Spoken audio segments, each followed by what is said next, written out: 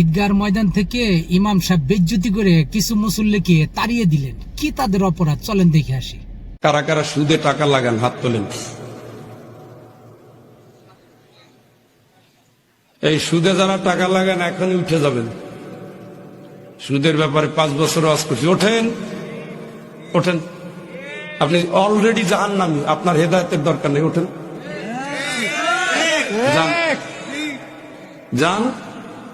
এখানে সিঙ্গার পাপের বোঝা বাইসলে ওয়াজ করো, মরলে জান্নাতে দেখা হবে। প্রধানমন্ত্রী, আপনি একজন জান্নাতি মানুষ। আস্তাগফিরুল্লাহ। কাউকে জাহান্নামী বা বলা, কাউকে জান্নাতি বলা, এটা কোরআন সুন্নাহ সরাসরি ভাষ্য ছাড়া জায়েজ নাই। কাউকে জান্নাতি অথবা জাহান্নামী বলা যাবে কিনা, কোনো মানুষকে নির্দিষ্ট করে জান্নাতি বা জাহান্নামী বলার কোনো সুযোগ নেই। কে জান্নাতি কে জাহান্নামী এটা একমাত্র আল্লাহ তাআলা ভালো জানেন। যিনি এই মুহূর্তে জাহান্নামী মনে হচ্ছে তিনি মৃত্যুর আগে জান্নাতি হয়ে যেতে পারেন। অতএব আমি কাউকে জান্নাতি বা জাহান্নামী বলে ফিক্সড করার সুযোগ আমাদের নেই।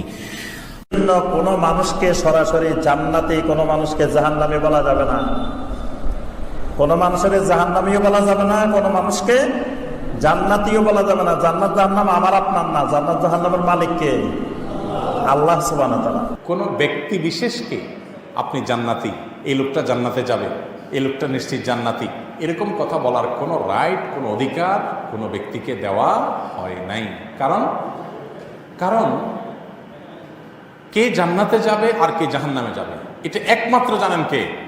আল্লাহ রাব্বুল আলামিন। আর কেউ জানেন না, কেউ জানেন না। নবী করিম সাল্লাল্লাহু আলাইহি সাল্লামের সামনে আম্মাজান আয়েশা রাদিয়াল্লাহু তাআলা আনহা, একটা ছোট বাচ্চা মারা গেছে, তার লাশ নিয়ে যাওয়া হচ্ছে। তো তিনি উক্তি করেছিলেন যে উসফুরুম মিন আসাফিরিল জান্নাহ, জান্নাতের চড়ুই পাখিগুলোর মধ্যে একটা চড়ুই পাখি যাচ্ছে। নবী করিম সাল্লাল্লাহু আলাইহি সাল্লাম এই কমেন্ট করতেও তাকে নিষেধ করেছেন। প্রথম কথা হলো, কোনো ব্যক্তিকে, কোনো গোষ্ঠীকে আলাদাভাবে নির্ণয় করে জান্নাতি বা জাহান্নামী বলা জায়েজ নাই, হারাম, বলতে পারবে না। এবং এর ভয়াবহতা হাদিসের মাধ্যমে এবং প্রমাণ হয়।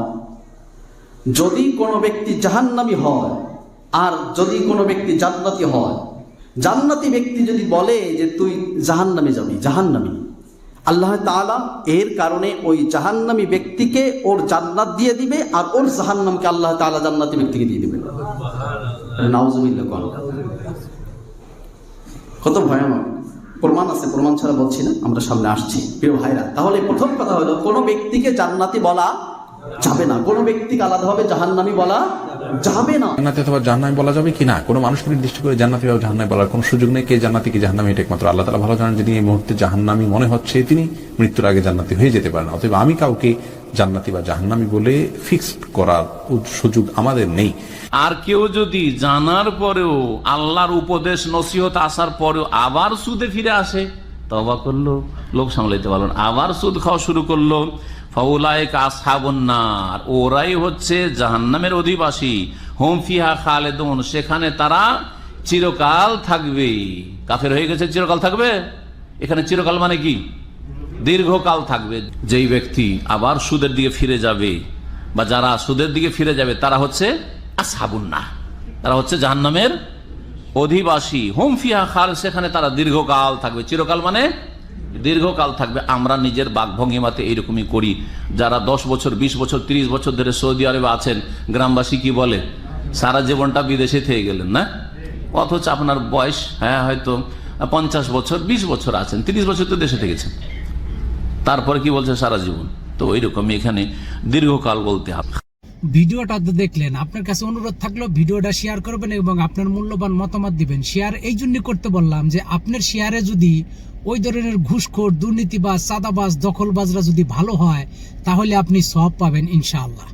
আর এই দুর্নীতিবাজ, চাঁদাবাজ, সুদখোর, ঘুষখোরদের আমি একটা কথাই বলবো যে এই যে আপনারা ভরা মজলিসে বেইজ্জতি হইতেছেন, এইগুলা খাইয়া আপনার পরিবারের এই সমস্ত ঘুষ দুর্নীতির টাকা খাওয়াইতেছেন, কি জন্য? এই পরিবার কি আপনার কিয়ামতের মাঠে কোনো দায় নিবে আপনার এই অপরাধের? আপনি দুনিয়াতেও লাঞ্ছিত হবেন, আখিরাতেও লাঞ্ছিত হবেন। অতএব আল্লাহকে ভয় করে এই যে ঘুষ, দুর্নীতি, চাঁদাবাজি, দখলবাজি এইগুলো ছেড়ে দেন। আল্লাহ আমাদের সবাইকে হিদায়াত করুক, সবাইকে সঠিক পথে আনুক, ঠিক আছে? আর বাকি কথা তো হুজুররাই বলে দিল, কাউকে জান্নাতি কাউকে জাহান্নামী বলা কোরআন এবং হাদিসের স্পষ্ট কথা ছাড়া বলা যাবে না। আশা করি সবাই বুঝতে পারছেন। আসসালামু আলাইকুম।